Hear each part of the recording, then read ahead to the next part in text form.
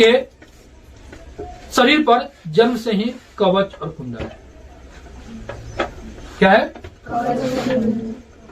अब कुंती देखी कि भाई इस बच्चे को हम लेके क्या करें, कहां जाएं? उसने क्या की, लोक समाज के शर्म से, डर से उसने उस बच्चे को एक टोकरी में डालकर नदी में प्रवाहित कर दी। सूरसेन कौन है? काशी का राजा है सूरसेन, है ना। उसकी एक बेटी थी पृथा, है ना। लेकिन जो सूरसेन है उसका भाई है कुंती भोज, उसका कोई संतान नहीं था। ठीक है, तो उसने अपने भाई से पृथा को क्या कर लिया? गोद ले लिया। क्या लिया? गोद। और इससे पृथा का नाम रख दिया उसने, क्या? है ना। तो ये जन्म देने वाला पिता कौन है? सूरसेन, है ना। और उसके चाचा ने क्या कर लिया? उसको गोद ले लिया कुंती भोज ने। उसका नाम क्या लिया? कुंती। ठीक है, इस तरह उसका नाम कुंती पड़ा। बचपन का नाम क्या है उसका? पृथा, है ना। इसके वास्तविक पिता कौन है? सूरसेन है, जो कि काशी का राजा है। ठीक है, बचपन में जब थी ये कुंती, ठीक है, तो होता क्या है कि आपका बाल अवस्था में ही तो राजा की बेटी थी, है ना। तो प्राचीन काल में बता रहा है कि जितने भी जो राजा महाराजा होते थे वो ब्राह्मण का, ऋषि मुनि का बड़ा सत्कार करते थे। प्रजा के साथ जैसा सलूक करे, है ना। ऋषि मुनि के सम्मान में किसी तरह की कमी नहीं होती थी। तो इनके दरबार में जो है घूमने के लिए एक बार आए दुर्वासा ऋषि। कौन सी?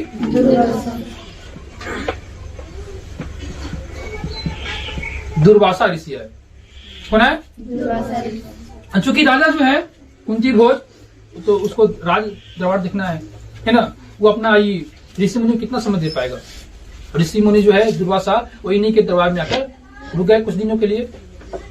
तो कुंती भोज ने अपनी बेटी कुंती से बोला कि इस जो ऋषि मुनि जो है दुर्वासा ऋषि है, इनकी सत्कार में किसी तरह की कमी नहीं होनी चाहिए।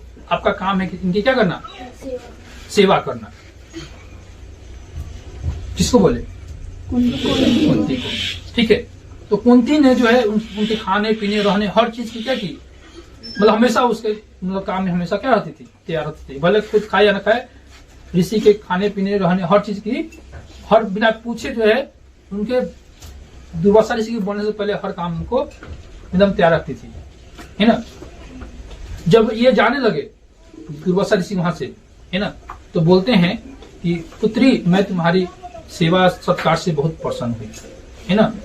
मैं तुम्हें एक वरदान देता हूं, है ना। वरदान यह है कि मैं तुम्हें कुछ मंत्र देता हूं, उसका उच्चारण करके तुम देवता को क्या कर सकते हो?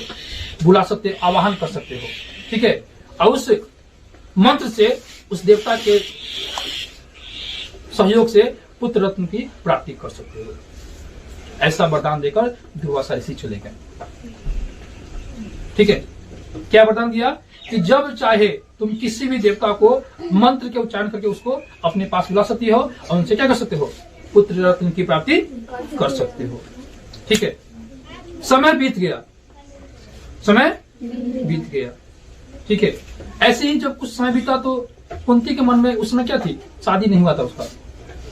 ठीक है, तो ऐसे ही मन में उसको मतलब ये हुआ कि भाई जो दुर्वासा ऋषि जो मंत्र जो दिया है, क्या सच में वो काम करेगा? क्या ऐसे ही दे दिया कुछ एवं ही?